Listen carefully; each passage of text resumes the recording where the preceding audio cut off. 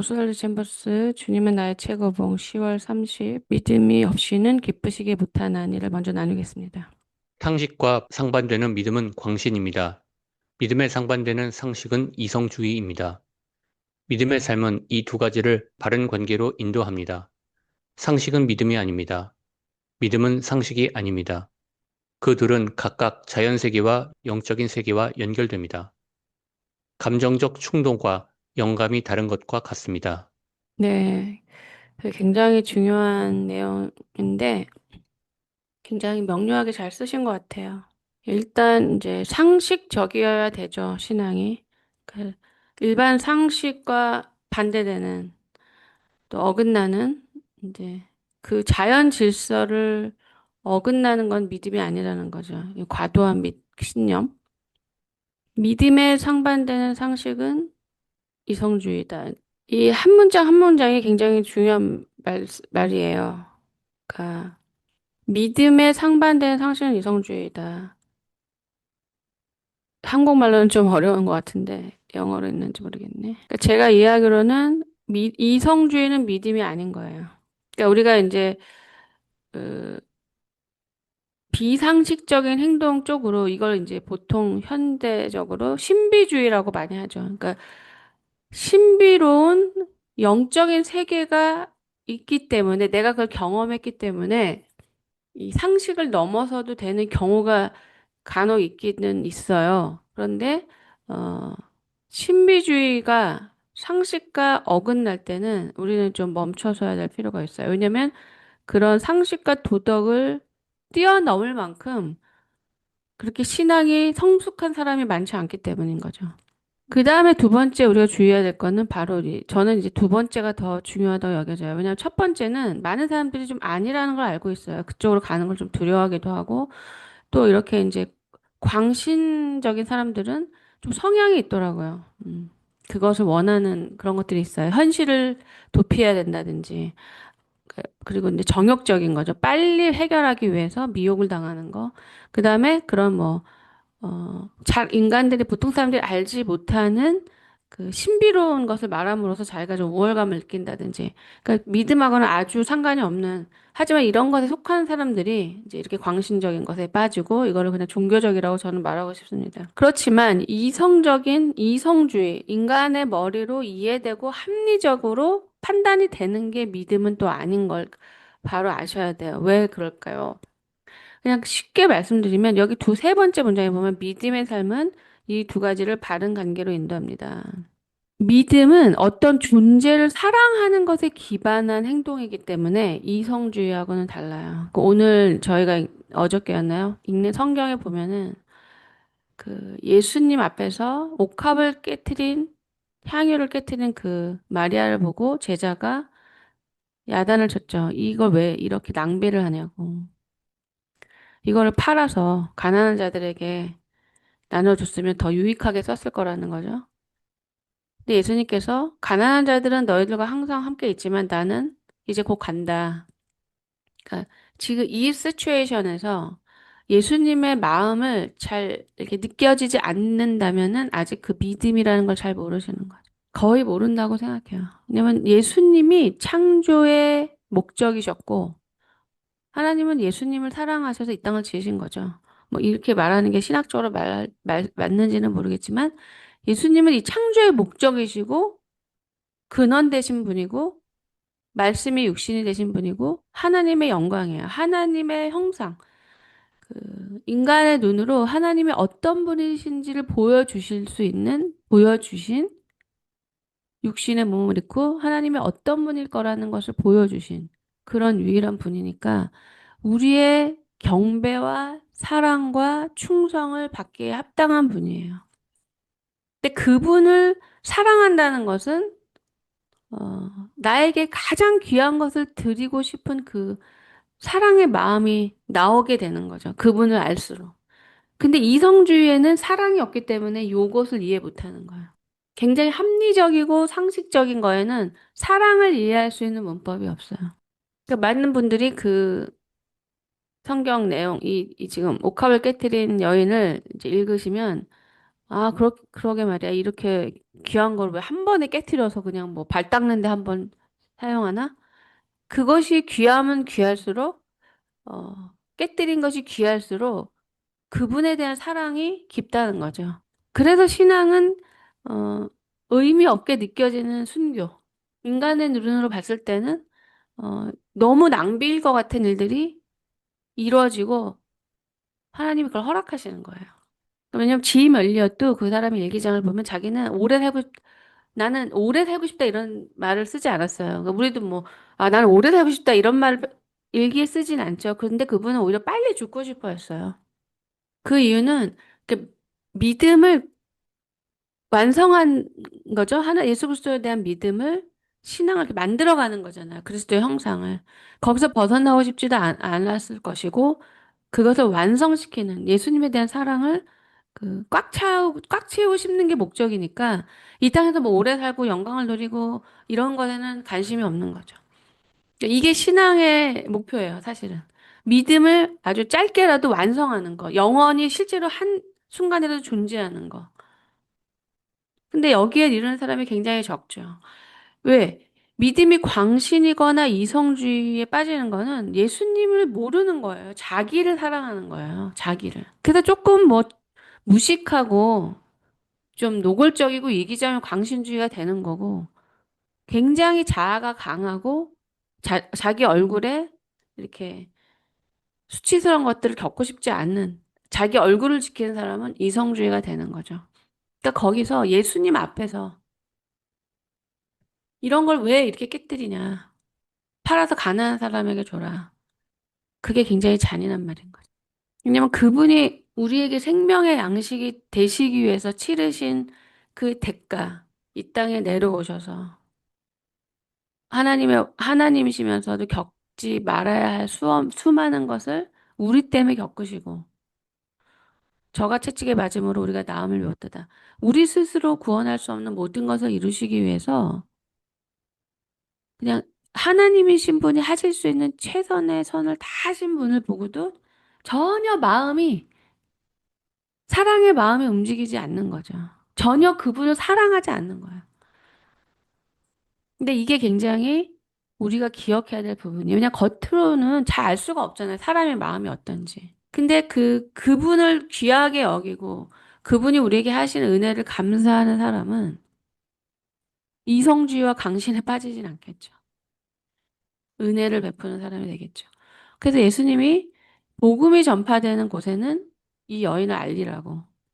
그 당시에 그 자리에 있었던 사람들은 그게 무슨 말인지를 모르실 거예요. 그 제자들, 그 시츄에이션 안에 있었던 분들은. 근데 이제 예수님을 정말 깊이 사랑하는 사람은 자기를 깨트릴 수 있는 깨져라가 아니라 스스로 내 자아를 나의 가장 귀한 거를 그걸 깨트리고 싶은 사랑의 욕구를 갖는 겁니다. 표현하기 위해서. 그래서 예전에 초기 기독교에서 그 순교를 사랑의 증거로 여겼어요. 그래서 내가 순교 당하는 것을 막지 말라고 그렇게 말하는 사람들이 꽤 있었어요. 내가 이제 순교를 뭐 일부러 내가 죽겠다는 건 아니지만 핍박이 많고 뭐 잡아가고 그러니까 내가 어느 순간 순교를 당하게 될 때 순교 당하지 않기 위해서 애쓰지 말라는 거예요. 왜냐하면 그게 내가 예수 그리스도를 향한 사랑의 증거가 되기 때문에 기쁘다는 겁니다. 근데 이런 과거의 신앙은 그랬다. 이렇게 말씀하셔야 되는 게 아니고요. 신앙을 잘못된 길로 가는 거를 잘 우리가 알기가 어려워요. 왜냐하면 자기를 사랑하면서도 굉장히 열심히 남들은 이렇게 비교할 수 없고 분별할 수 없을 만큼 자기도 헷갈릴 만큼 행동할 수가 있어요. 예. 그들은 각각 자연 세계와 영적인 세계와 연결됩니다. 감정적 충동과 연감은 다른 것과 같습니다. 그러니까 예수 그리스도를 향한 사랑이 깊을 때 광신도 분별이 되는 거고, 이성주의도 주님을 사랑하면 그건 비이성적이 되냐? 그런 건 아니죠. 주님을 사랑하는 그 다음이 이제 이성적으로 되는 거죠. 근데 주님을 사랑하는 그 길에 이성적인 잣대를 들이대는 거. 그러니까 이제 뭐 교회 성전을 예쁘게 꾸미고 진심으로 헌금을 하고 뭐 깨끗한 돈을 하나님께 첫 열매를 드린다, 뭐, 배추를 가져올 수도 있고, 사과를 가져올 수도 있고, 처음 번 돈을 가져올 수도 있지만, 이것을 정말 부적을 사는 것처럼, 점을 보는 것처럼 하는 사람도 있는 것이고, 정말 그 분을 사랑해서 가장 귀한 것을 드리고 싶어서 그 마음을 다해서 하는 거랑 겉으로 보기에는 분별하기가 어렵다는 거예요. 이거를 잘 기억하고 계시고, 그럼 예수 그리스도를 어떻게 하면 그렇게 사랑하느냐. 그, 저는 굉장히 요즘 기독교가 말하지 않는 걸 얘기하고 있기 때문에 좀 힘들어요. 네. 십자가를 묵상할 때 예수 그리스도를 사랑하는 거죠. 그러면 십자가를 깊이 묵상해서 예수님을 깊이 사랑한다는 거는 그만큼 내가 어떤 인간인지를 아는 것에 기반을 하거든요. 그래, 내가 과거에 무식하고 촌스럽고 그거를 우리는 그걸 기억해서 지금 내가 얼마나 그분으로부터 그분으로 인해 부유하게 되고 넉넉해지고 유식해지고 지혜로워졌는가. 내가 과거에 어떻게 살았는가. 이것을 이 과정을 통해서 감사가 되는 게 아니라 열심히 자기가 나아진 것에 대해서 교만해지고 우월감에 빠지고 자기에 빠진 사람이 제가 볼 때는 99%도 넘어요. 99.9예요. 네, 제가 이제까지 제 인생에서 본 사람. 왜냐하면 자기가 어떤 인간인지를 지우개를 쥐어버리고 싶거나 잊어요. 그래서 지금 엄청난 희생으로, 복음은 엄청난 희생으로 주어진 거예요. 그냥 누군가가 말을 해서 본인을 믿게 됐다고 하실지 모르지만, 복음이 그 누군가를 통해서 우리 귀에 들어오기까지는 수많은 사람들의 자신의 전부를 건 희생이 없이는 되지가 않는 거죠. 한번 여기 앉아 계신 분들 생각을 해보세요. 복음을 목숨 걸고 전해본 적이 있냐고요. 내 인생을 살다 말고, 혹은 내 인생의 뭐 재산의 전부를 바쳐서, 아니면 나에게 가장 귀한 뭐 미래 방향이라든지 직업이라든지 자녀라든지 가장 귀한 것을 내려놓고서라도 나는 복음을 전하겠다는 분 없으시잖아요. 그냥 편하게 앉아서 맛있는 양식을 드시기만 하잖아요. 그러니까 십자가를 깊이 알 수가 없는 거예요. 그러면서 우리는 씹어주는 것만 해도 고마운 줄 알라는 그런 식의 교회감은. 뷔페를 먹여줘도 내가 이렇게 씹어주잖아. 얼마나 고마워, 빨리 고마워해. 고기나 주고. 그래서 저는 이런 상황을 보기가 힘들어요. 예. 그거는 어떤 특별한 철학이 아니고 그냥 뭐 마음의 정직함이라고 생각해요. 하나님은 누구에게나 너그러우시고 언제나 은혜로우시고 긍휼이 많으시지만 왜냐면 사람들이 저에 대해서 특별하다고 말하는 이유가 그 사랑에 반응을 했기 때문에 저는 하나님의 사랑에 저는 그걸 반응을 한 거예요. 그 사랑이 어떤 사랑인지에 대해서 깨닫고 그 사랑에 맞는 것을 반응한 거예요. 그러면 예수님이 우리를 위해서 죽으셨는데, 아니, 우리는 마땅히 죽어도 되는 거죠. 어차피 죽을 인생인데. 그런데도 우리는 뭐 하나 내놓으면서 카운트 하잖아. 이렇게 하니까 또 복을 더 주시겠지? 예, 안 하는 사람 보면서 또 판단하면서 너는 왜 안 해? 뭐 이런 식으로. 이게 인간의 본성인데, 이 본성을 극복할 수 있는 거는 내가 어떤 인간인지를 알 때 이게 없어지는 거예요, 이 계산이.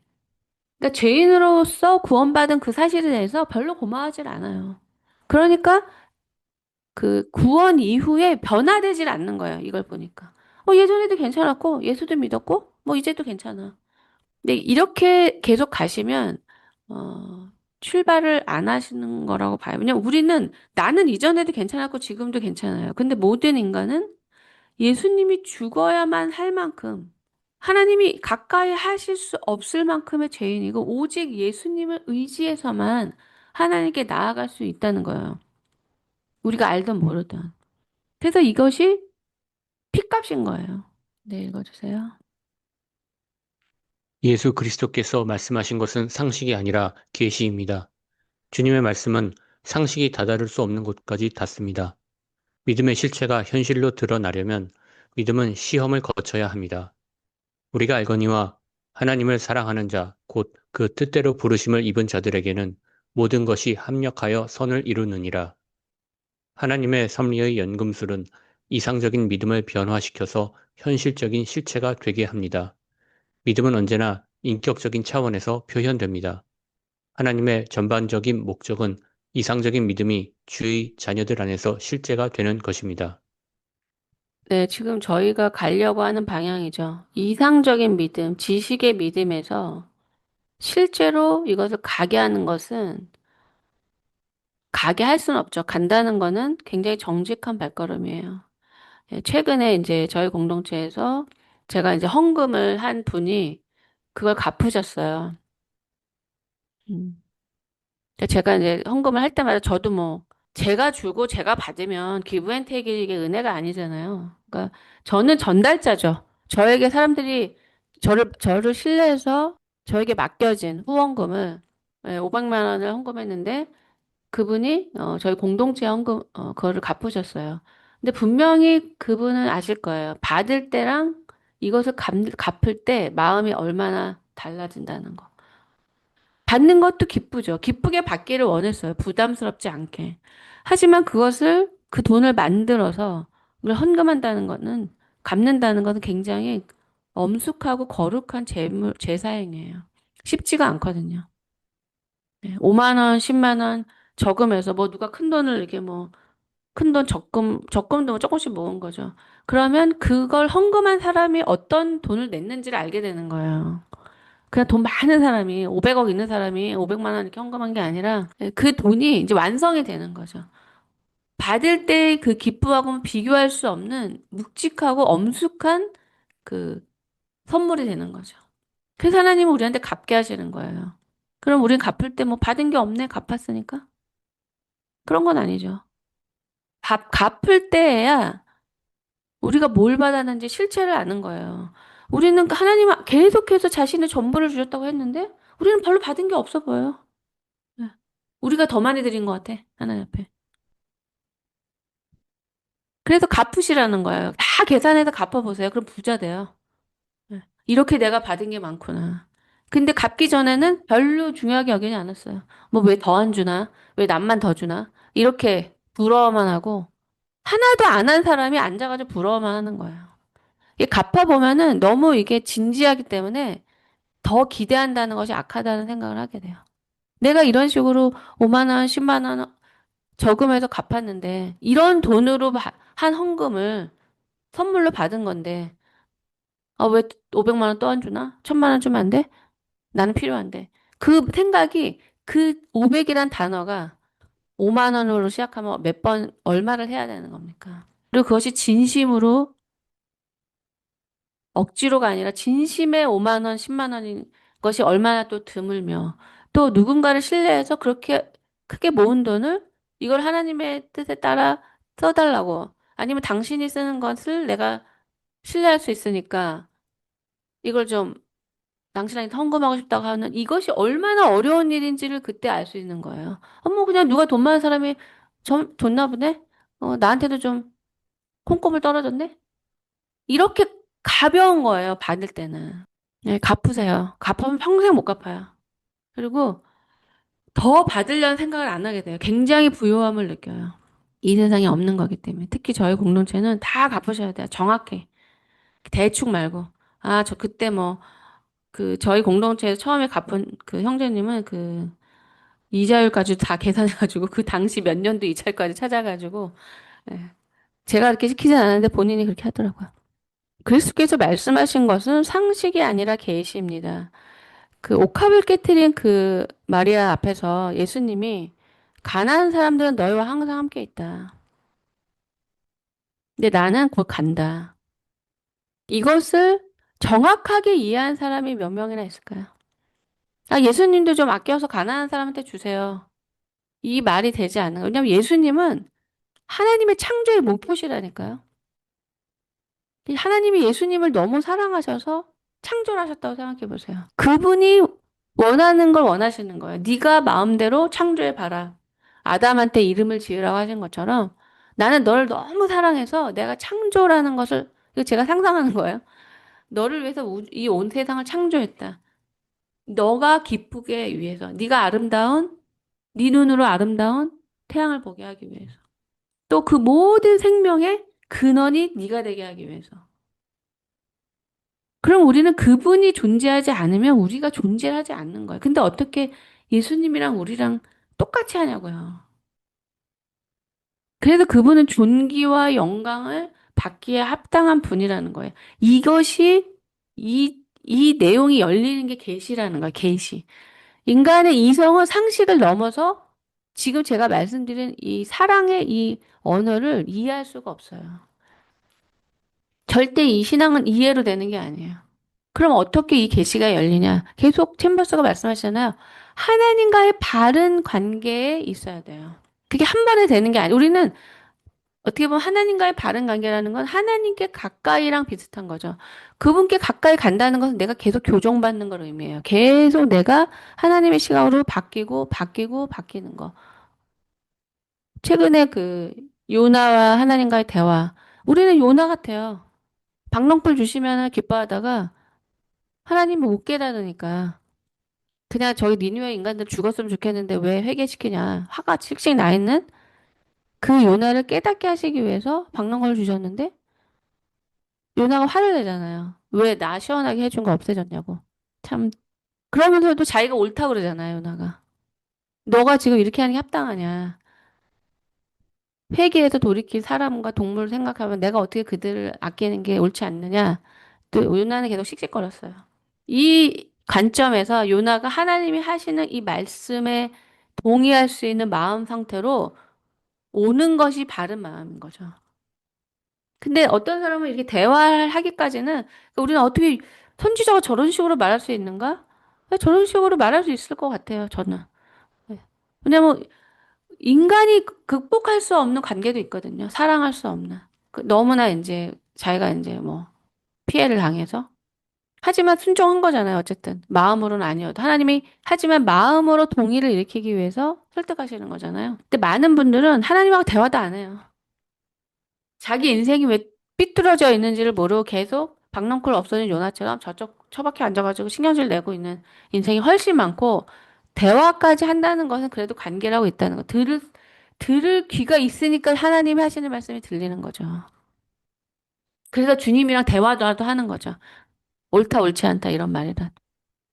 믿음의 실체가 현실로 드러나는 믿음은 시험을 거쳐야 됩니다. 이거는 이 인생에서 가정에서 믿음이 시험을 거친 것은 이게 영원한 게 되는 거죠.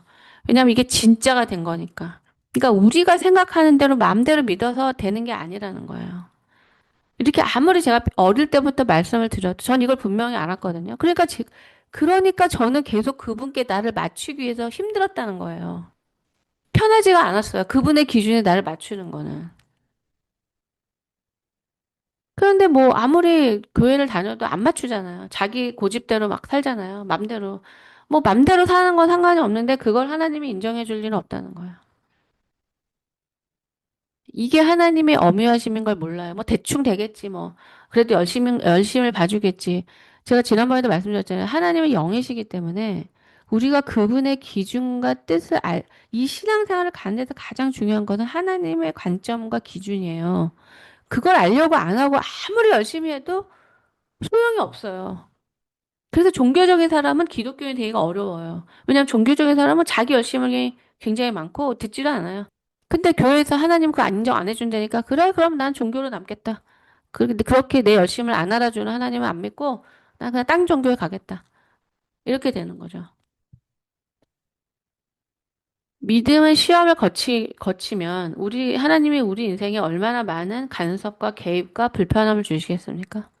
네, 하나님을 사랑하는 자에게는 모두가 합력하여 선을 이뤄요. 근데 이 말은 그냥 편하게 가만히 있으면은 그냥 자연스럽게 선이 이루어진다는 게 아니에요.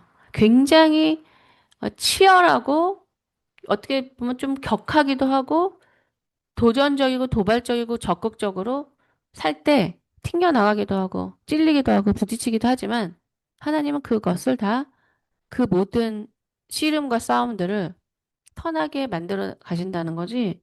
그냥 수동적으로 그냥 하나님이 이렇게 만들어진 선을 딱 뭐 카스텔 하나 받듯이 그런 게 아니라는 거예요. 그럼 하나님이 왜 그 이렇게 딱 말씀을 주시고 합력과 선을 이룰 것이다. 이렇게 말씀을 주시고 이렇게 치열하게 살게 하느냐. 그냥 믿음의 실체가 현실로 드러나는 거는 그렇게 치열한 삶의 투쟁이 있는 거예요. 그냥 나는 믿음이 있어. 가만히. 아니에요. 하나님은 우리의 자기 기만과 위선을 드러내시는 상황이 우리한테는 치열하고 힘들고 괴로운 상황들이에요. 직면해야 되는. 가만히 있으면 나는 이 정도면 괜찮은 것 같은데 하나님이 계속 나의 거짓됨. 나의 기만. 몰랐어요. 몰랐어? 여기 이거 봐. 그러면 또 화내요. 계속해서 이 진리에 직면하지 않고 자기 생각에 거짓에 빠져 있는 사람들에게 진리를 직면시키는 것이 믿음의 시험이죠.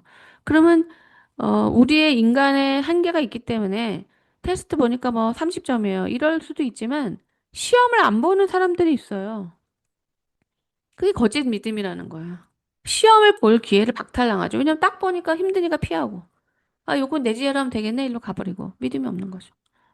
그러니까 믿음은 알고 겪는 게 굉장히 많아요.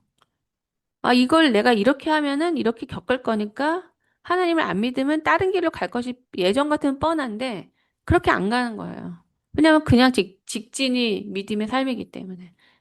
그 행동이 내가 테스트를 받는 거죠. 아니, 뭐 쉽게 말씀드려서 뭐 거짓말만 살짝 하면은 그냥 결과가 편하면 거짓말 했겠죠, 우리는. 근데 내가 거짓말 하면 믿음이 없는 거잖아요. 하나님과 관계 끊기잖아요. 하나님이 싫어하시잖아요.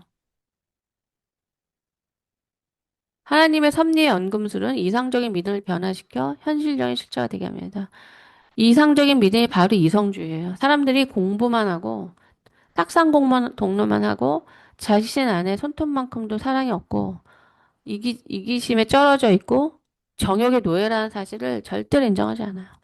얼마나 자기가 믿음이 큰지, 얼마나 고상한 지지를 갖고 있는지 정말 이런 사람들은 저는 막 질려요. 네.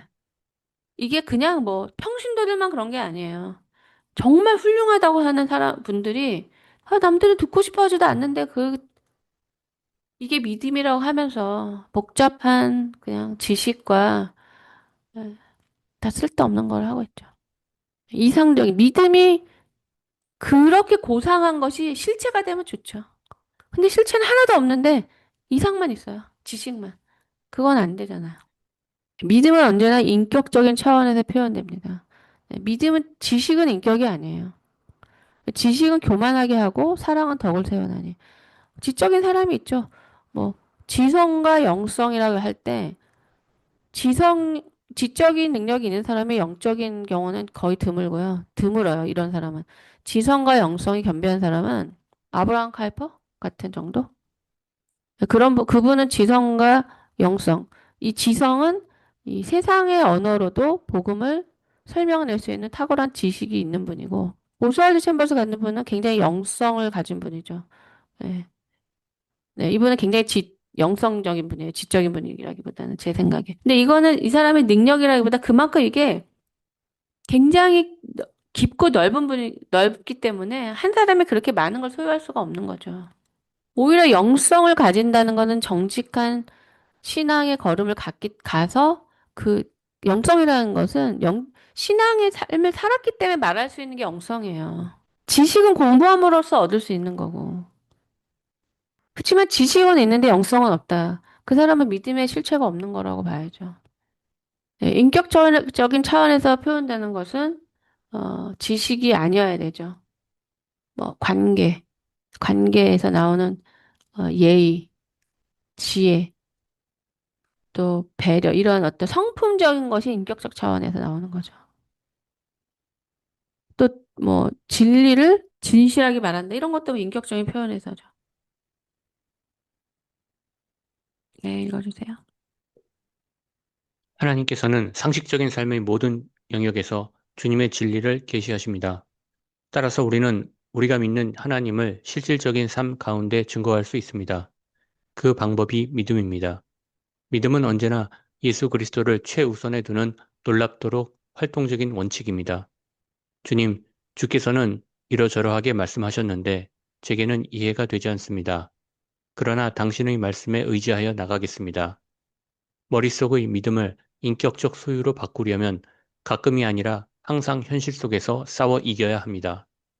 하나님은 우리의 믿음을 단련시키기 위하여 상황을 조성하시고 우리를 그 속으로 밀어 넣으십니다.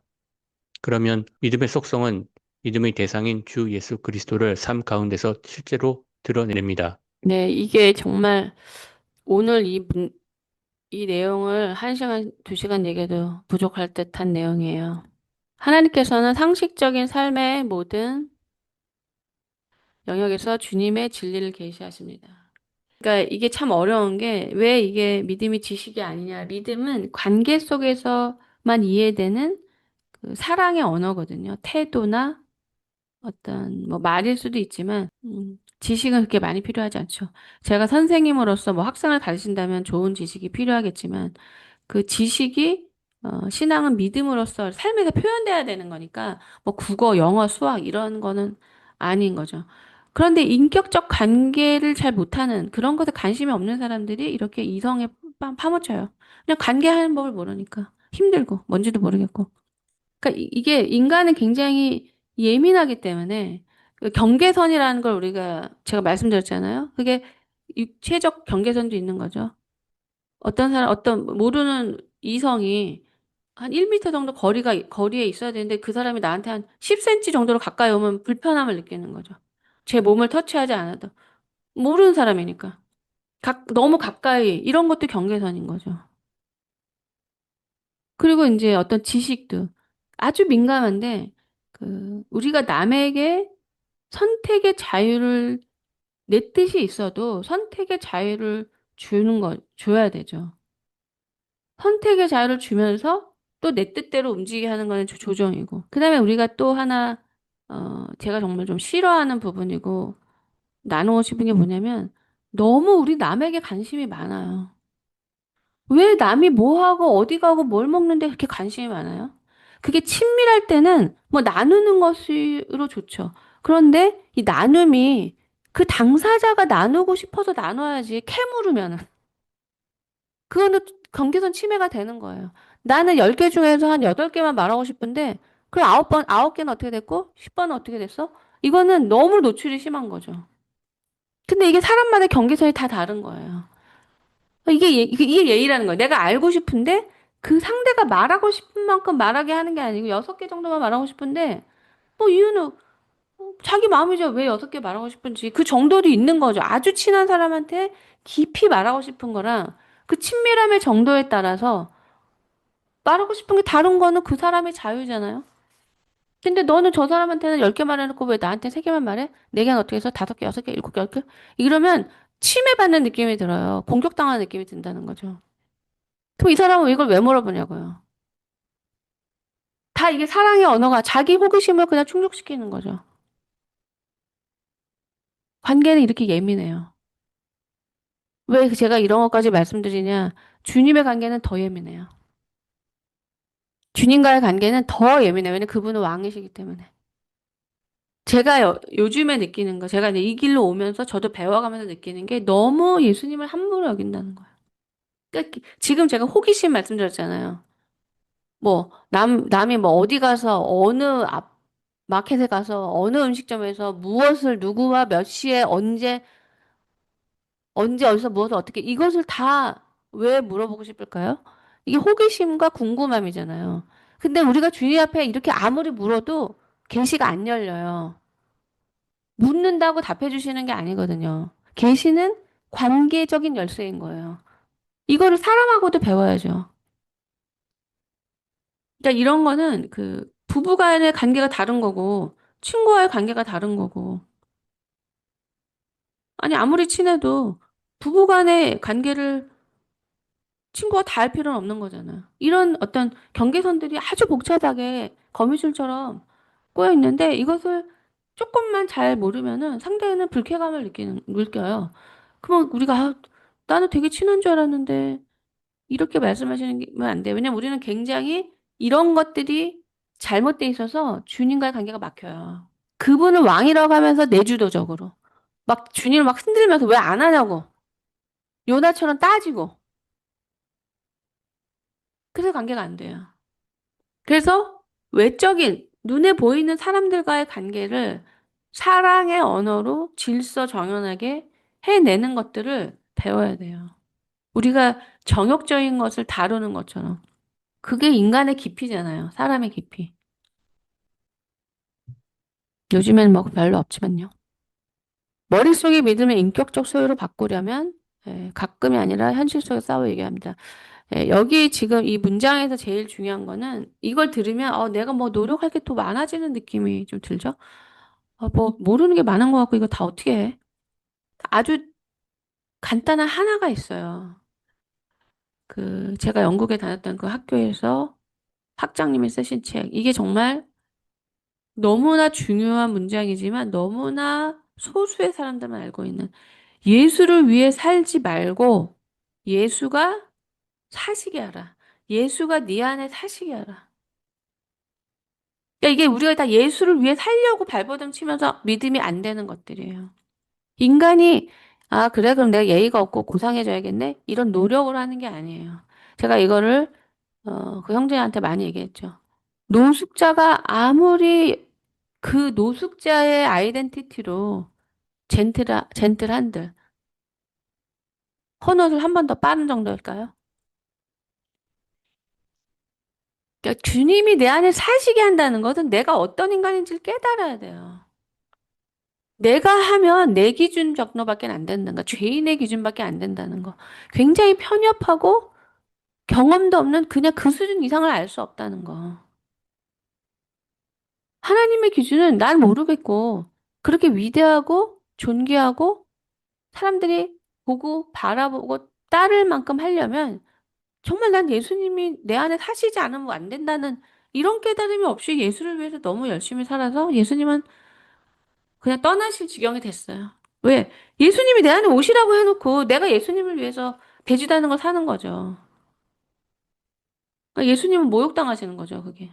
그 이해가 잘 안 되시죠? 왜 그게 모욕이야? 예수님을 위해 사는데. 아니, 피조물이 말씀으로 세상을 창조하신 분 앞에 뭘 할 수 있어요? 밥을 차려드려도 하나님이 다 만드신 건데. 이 세상에서 가장 중요한 지식이 하나님을 아는 지식이에요. 우리 공동체에서 많이 나눴죠? 하나님을 아는 지식은 자기를 아는 지식에 비례한다. 그러니까 하나님을 정말 모르고 어떻게 저렇게 헛짓을 계속할까?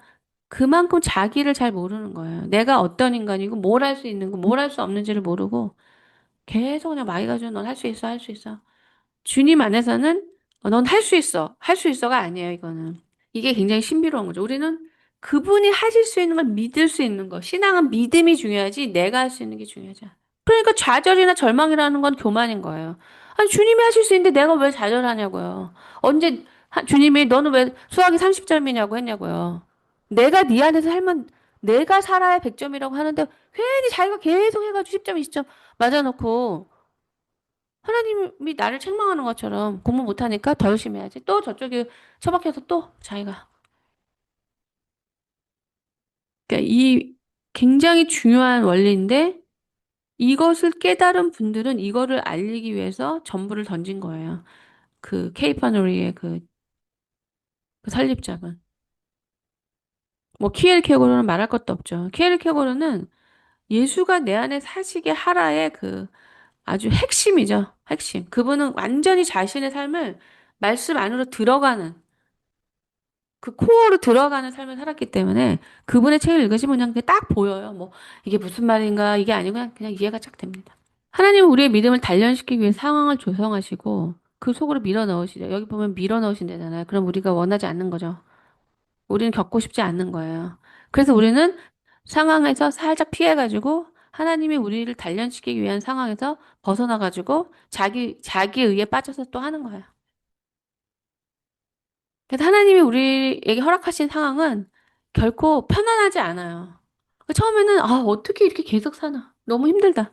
그리고 하나님이 어떻게 또 일하시냐면, 만약에 어떤 것에 두려움을 갖고 계시잖아요. 뭐 성령 키는 걸 두려워한다. 그럼 계속 성령을 키게 만들므로써 그 두려움을 극복하게 해서요. 뭐 대인 기피증이 있다. 대인 관계가 어렵다. 사람을 만나면 말이 더듬고 안 된다. 그럼 계속 사람을 만나게 함으로써 그 극복하게 하시고. 그 가난에 대한 두려움이 있으면 가난 속에 쑤셔 넣으셔가지고 거기서 발버둥 치면서 믿음을 붙잡고 그 가난해지는 두려움으로부터 나오게 하시고. 그러니까 생각해보면 상식적으로 우리가 전혀 원하지 않는 굉장히 우리가 피하고 싶은 환경인데 하나님이 우리를 밀어 넣으시는 거예요. 하나님이 밀어 넣어서 그 안에서 발버둥 치고 있는 것은 그래도 순종하는 사람이에요. 아무리 밀어 넣어도 본인이 뛰쳐나오면은 안 되는 거예요. 그러니까 이 밀어 넣는다는 거는 우리가 그 절대 선택의 여지가 없이 우리는 그냥 밀어 넣었으니까 할 수밖에 없다 아니죠. 뭐 안 하면 밀어 넣어도 어디 어느 상황이 있어도 맨날 불평하고 내 거를 왜 이래 하나님은 불공평해 이러면서 시간을 많이 낭비하는 사람들도 많아요. 하나님은 그렇게 단순한 분이 아니기 때문에 하나님은 그분의 뜻을 정하시면 똑똑한 사람은 빨리 하는 게 좋아요. 하나님의 뜻은 바뀌지 않아요. 내가 불평하고 이것을 안 쳐다보고 그건 너무 재미없고 안 할 거야. 10년 동안 딴짓해도 내가 하나님을 바라보면 다시 그 자리에 10년 전에 하나님이 나한테 있으라고 그 자리에 다시 와야 돼요. 그러니까 인생을 그냥 인생이 너무 허무해가지고 너무 재미없어가지고 낭비를 하고 싶다. 그런 사람은 마음대로 하셔도 되지만 이 길을 가려고 하시는 분은 이걸 반드시 아셔야 돼요. 하나님은 절대 안 바뀐다는 거. 내가 깨지고 망하고 그럼으로써 뭐 깨달을 수도 있죠.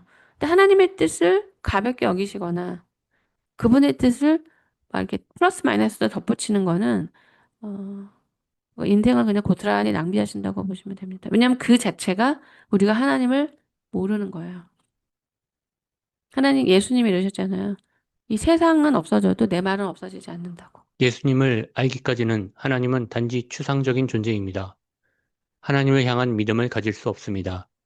그러나 나를 본 자는 아버지를 보았다고 말씀하시는 예수님의 음성을 듣는 순간 우리는 실제로 하나님을 체험하게 되면서 우리의 믿음은 무한하게 됩니다. 믿음은 예수 그리스도의 성령의 능력에 의하여 사람의 전 인격이 하나님과 바르게 관계하는 것입니다. 네, 오늘 문장들은 정말 한 줄도 뺄 수가 없을 만큼 너무나 귀한 문장이죠. 여기 보시면은 예수님을 알기까지는 하나님은 단지 추상적인 존재입니다. 그럼 예수님을 우리는 지금 알고 있다고 생각하잖아요. 네. 내가 죄인으로서 주님을 만나지 않기 때문에 예수님을 모르는 거예요. 그냥 예수님을 옆에 그냥 마스코트처럼 붙여놓고 십자가 위에 붙여놓지 그분을 위해 사느라고 바빠요. 내가 어떤 죄인이고 그래서 그분이 나에게 구원자이시라는 요게 예수님을 아는 거죠. 이렇게 돼야 내 죄가 깊은 만큼 그 마리아처럼 은혜가 큰 것이고 능력이 많으신 것이고. 근데 난 죄가 없는데 뭐.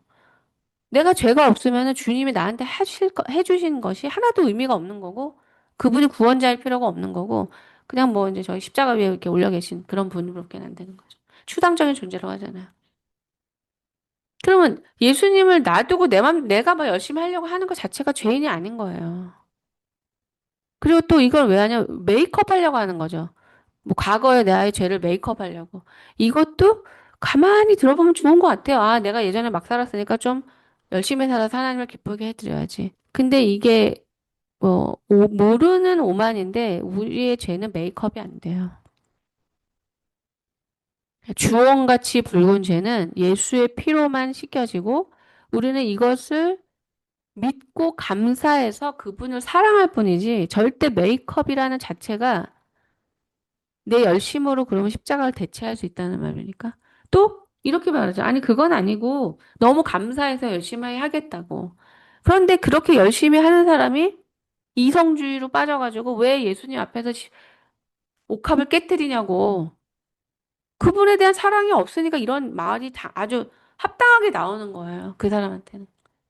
예. 정말 사랑하면은 자식을, 부모를 살리기 위해서 1년을 더 살리기 위해서 간이식 같은 걸 하잖아요. 그래서 정말 젊은 자녀들이 부모를 위해서 수술을 하잖아요. 그럼 막 일반적으로 아까워하죠. 그런데 돌아가셨어요. 이식 받았는데. 아, 그냥 죽지 왜 배를 째고 죽게 하냐고. 일반적으로. 그게 사랑이기 때문에 안 할 수가 없는 거예요.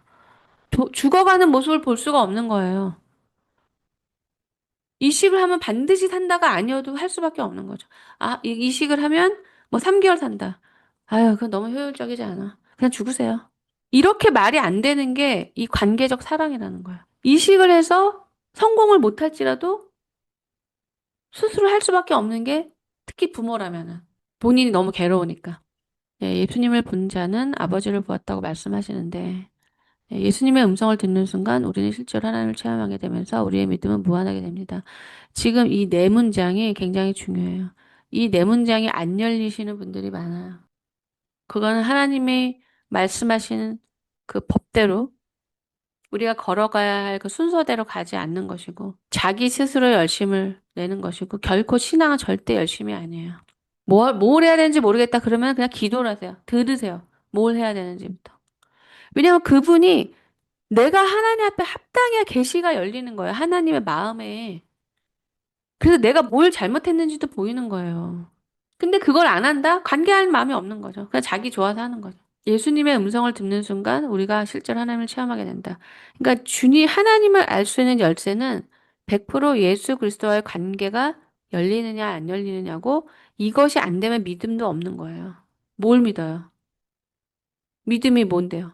주님이 나를 위해서 죽으셨다라는 그것을 엄청난 사랑으로 받아들이는 것이고 그렇기 때문에 내가 뭘 나를 메이크업하거나 의의를 쌓거나 더 잘 보이려고 노력하는 것이 틀리다는 걸 알게 되는 것이고 그분의 은혜에 마땅한 작은 사랑이라도 기쁨으로, 은혜로 하는 것이고, 그 하나님의 내가 죄인인 것에 대한 엄청난 은혜를 받아들이는 것, 이것을 믿는, 이게 저는 신앙의 한 90%는 된다고 봐요.